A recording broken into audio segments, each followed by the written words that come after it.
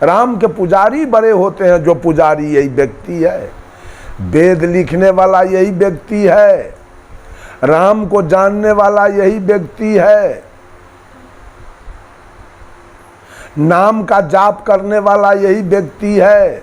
सब कुछ में आगे यही जीव है, इस संसार में सबसे श्रेष्ठ। तो सब लोग हार के सदगुरु कबीर के निकट से भाग गए, निकल गए। अंत में सदगुरु कबीर ने कहा, भरमी भरमी कबीरा फिरे उदास, तीरथ बरा की तीरथ के दास। कहा भरम में पड़कर, अंधविश्वास में पड़कर मनुष्य भगवान के खोज में दर दर भटक रहा है चारों तरफ।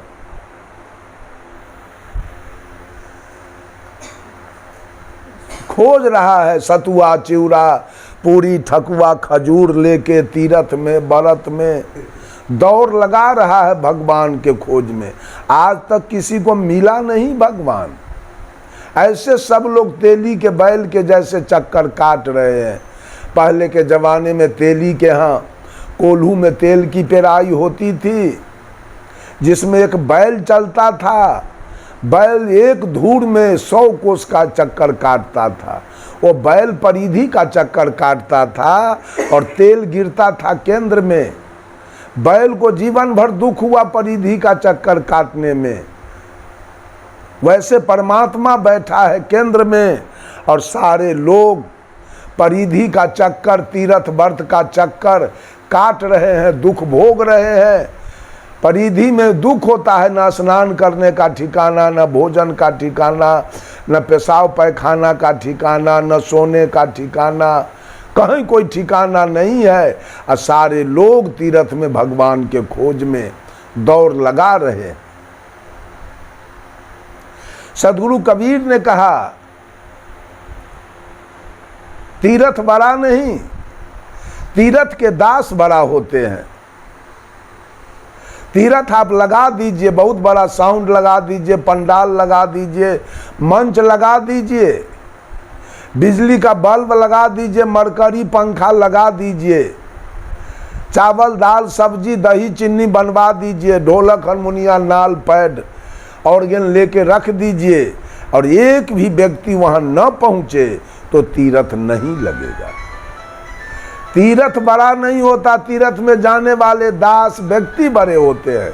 वो पहुंच गए तो तीर्थ लग गया, और वो वहां से चल दिए तो तीर्थ खत्म हो गया।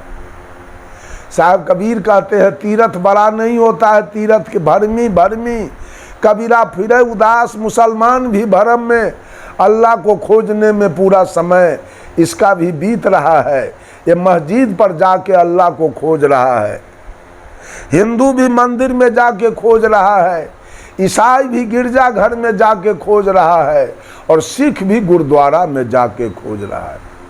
और परमात्मा की सत्ता तो घट में बैठा है।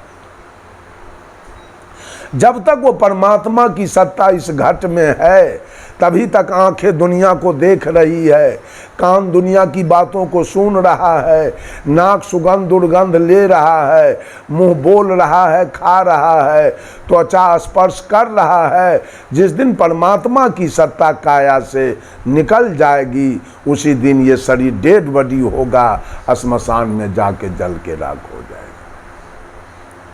और सारे महापुरुष ने भी तो यही बात कहा। रामचरितमानस में गोस्वामी जी ने लिखा, प्रकृति पार प्रभु सब उर्वासी, ब्रह्म निरीह विरजय अविनाशी। और लिखा, जय जय अविनाशी सब घटवासी, व्यापक ब्रह्म अनंता। और भगवान कृष्ण ने अर्जुन जी से कहा, ईश्वर सर्वभूतानां हृदय से अर्जुन तिष्ठति, कि अर्जुन परमात्मा की सत्ता हर घट में है।